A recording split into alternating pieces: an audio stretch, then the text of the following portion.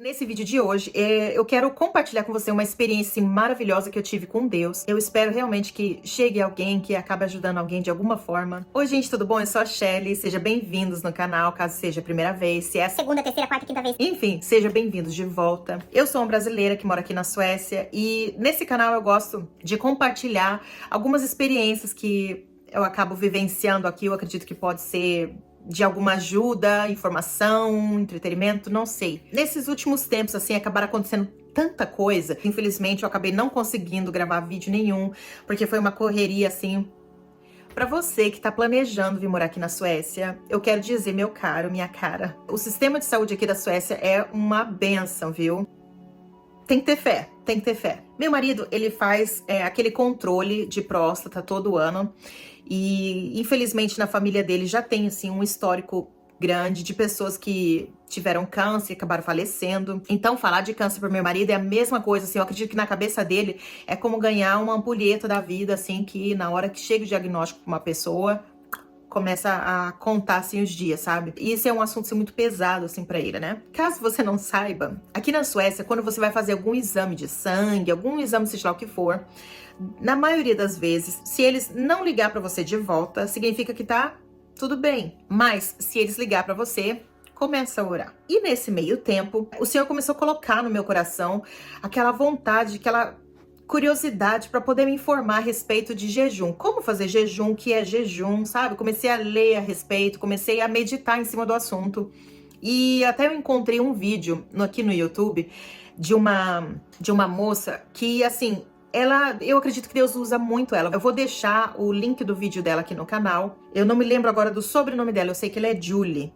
Mas eu não me lembro agora o sobrenome dela, eu vou deixar aqui na descrição do vídeo. E ela começou a falar a respeito de jejum. E quando eu vi aquele vídeo, de repente me veio no coração, é agora ou nunca, faz o jejum. Eu abri o jejum naquele momento, falei, agora, a partir de agora, comecei a fazer então o jejum. Se eu não me engano, foi um jejum de 24 horas mais ou menos. Eu encerrei o jejum numa tarde. Aí o meu marido chegou do trabalho. Aí ele falou pra mim assim, me ligaram a respeito do exame que eu fiz de sangue da próstata, né? Porque aqui primeiro, eu acredito que em todo lugar, eu não tenho certeza, mas aqui você faz primeiro o exame de sangue, depois, né, se for necessário e tal, daí a pessoa faz o dedal. Não me lembro agora como fala o nome do exame. Daí então ligaram pra ele e falaram assim, olha, você vai precisar fazer um outro exame, a gente encontrou aqui uma irregularidade na medição de...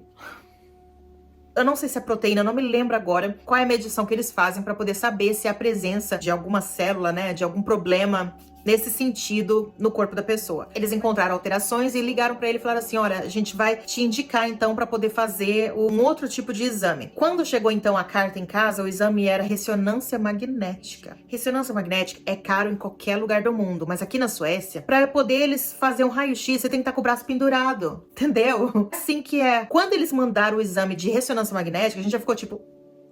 Aí ele começou a ficar super nervoso e nesse meio tempo eu tava ali em oração, pedindo ao Senhor que o Senhor entrasse, né, com providência nessa situação pra poder, no final das contas, não ser o pior. Ele foi fazer o exame, aí falaram assim, em 2 semanas a gente tem o resultado, né? E nesse caso, já por causa da importância do exame, então eles falaram, a gente vai falar o resultado pra você. Nesse tipo de exame, eles contactam a pessoa, não deixa a pessoa assim no vácuo. Dias depois, eles ligaram pra ele, pro meu marido, e falaram assim, olha, a gente tem os resultados e você vai precisar falar com o médico no dia tal, então para poder falar sobre o exame. E essa situação começou a estressar todo mundo, sabe? Ninguém falava sobre o assunto, mas estava todo mundo estressado já. Nesse meio tempo eu continuei só buscando, sabe? Pedindo pro Senhor, assim, pro Senhor ter misericórdia. Inclusive, teve um dia, assim, que eu tava, assim, numa angústia, gente. Sabe aquela angústia, assim, que...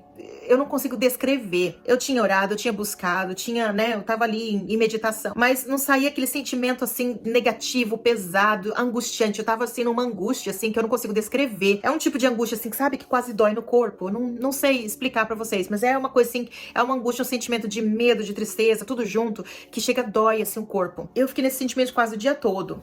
Quando chegou de noite, né, eu tinha feito a janta, fui jantar com meu marido, e ele até perguntou assim, nossa, você tá meio estranho e tal. Não, eu tô bem, tá todo mundo bem. Não tava nem com muito apetite, sabe? E pra mim ficar sem apetite, né? Fui tentar comer um pouco, mas eu tava com aquele sentimento ruim. E no meu pensamento, eu tava pensando assim, meu Deus, quantas vezes que uma pessoa tá passando por algum problema, fala comigo e eu falo assim, olha, se mantenha firme em oração, porque até mesmo na angústia, nos momentos difíceis, o Senhor dá paz. Eu até lembro daquela parte que Paulo fala que o Senhor dá a paz e a paz que excede todo entendimento. Eu sempre acredito e falo isso para as pessoas. Em meio a qualquer tipo de tribulação, o Senhor pode dar paz para a pessoa. Tem que orar buscando essa paz, além da providência para aquele problema que a pessoa tá passando. Mas daí eu pensei, Senhor, eu sou uma impostora, porque eu não tô sentindo paz nenhuma. Eu tô numa angústia sem fim. O que tá acontecendo comigo? Eu não tô vivendo aquilo que eu prego, né? Digamos assim. De repente, enquanto eu tava pensando, né, falando com o Senhor em pensamento a respeito disso, o Espírito Santo falou para mim assim: isso que você tá passando é uma opressão. É um espírito opressor. Só que na hora que o Senhor falou isso pra mim, o Senhor também já repreendeu. Porque quando o Senhor falou, aquilo lá sumiu, se dissipou em segundos. Se dissipou em segundos, sabe?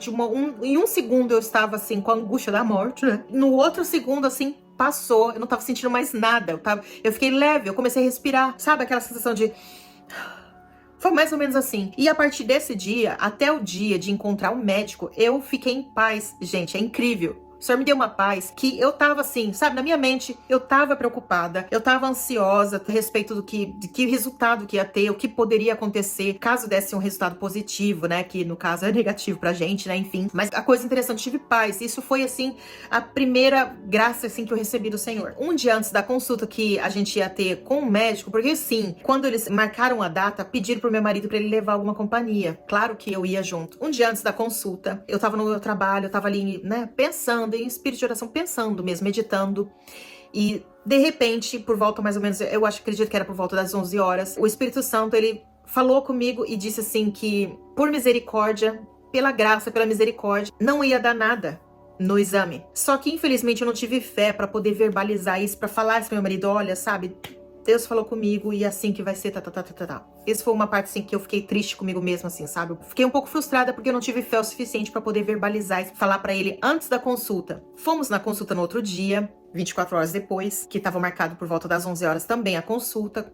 Estamos na frente do médico, o médico dá uma olhada nos exames e tudo, e ele fala, não é câncer. Foi um peso que o Senhor tirou das costas, dos ombros do meu marido. Foi uma confirmação, não só da graça que a gente acabou de receber, né, que foi um livramento, como também foi para poder fortalecer a minha fé. A gente recebeu essa graça, não só eu, mas principalmente o meu marido, a minha família. O que me deu no coração de gravar esse vídeo para você que tá assistindo é porque, além de testemunhar uma bênção que a gente recebeu, eu, minha família, e dessa experiência maravilhosa de ter um contato, sabe? De ter uma experiência com o Senhor. Tem muitas pessoas que planejam sair do Brasil, e dentro dessas pessoas que são cristãs, eu acredito que muitas vezes eles ficam pensando como é que vai ser a vida espiritual deles no exterior. Se eles vão conseguir manter firmes e ativos na fé, ainda mais estando morando num país que é praticamente ateu, né? Hoje em dia eu diria tanto, né, que tá dividido entre o ateísmo e o islamismo, né? Porque tem bastante pessoas da religião islâmica aqui, morando aqui na Suécia. São duas vertentes bastante fortes aqui. Na condição de cristão,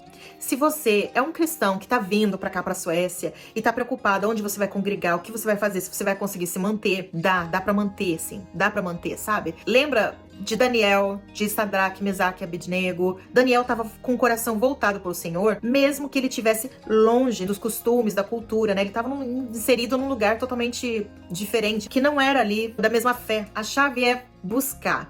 Busque, sabe? Se você tá planejando vir pra Suécia ou pra qualquer país na Europa, talvez você não vai encontrar as mesmas igrejas que você tá acostumado a ir, as pessoas, aquela liberdade pra poder comunicar, falar de coisas que Deus fez na tua vida. Talvez você não vai ter essa mesma convivência, essa mesma situação em volta de você, esse mesmo ambiente, melhor dizer. Mas você precisa ser independente e se manter a sua conexão com o Senhor através de leitura, vai assistindo vídeos de pregação, desenhos bíblicos, enfim. Tem de várias formas, lendo a palavra, orando principalmente, louvando. Graças a Deus o Senhor disponibilizou vários meios para poder a gente buscar e se manter. É assim, gente, tenta se manter, porque ainda que você tá longe do Brasil, né, não tá ali no mesmo ambiente que você estava acostumado, Deus opera milagres, Deus opera, Deus fala, Deus te alcança. Você ainda pode tá recebendo bênçãos do Senhor, recebendo milagres e experiências com o Senhor, que eu acredito assim, que pra mim é o mais importante. E é isso que eu queria deixar nesse vídeo aqui. Se você tá planejando morar fora, tenta se manter ali no caminho, mesmo se você estiver buscando sozinho, mas tenta, que vale a pena. O Senhor te alcança em qualquer lugar que você tá. Tá bom? Se você gostou do vídeo, deixa o seu like. Se sentir no coração, se inscreva no canal. Deixa alguma mensagem aí, compartilhando aí alguma experiência que você vivenciou, caso você more fora, ou não também. Eu amo testemunhos. Se você tiver alguma coisa assim inspiradora pra deixar aí nos comentários. E a gente se vê no próximo vídeo. Um beijo, fica com Deus. Tchau, tchau.